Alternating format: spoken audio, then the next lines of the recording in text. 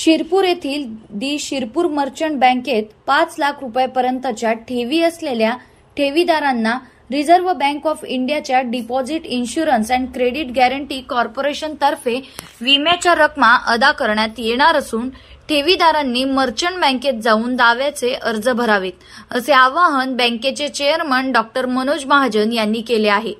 Doctor Mahajan यांच्या पत्रकानुसार merchant बँकेतील 5 लाख रुपयांपर्यंतच्या ठेवींना रिझर्व्ह बँकेचे विमा संरक्षण प्राप्त आहे।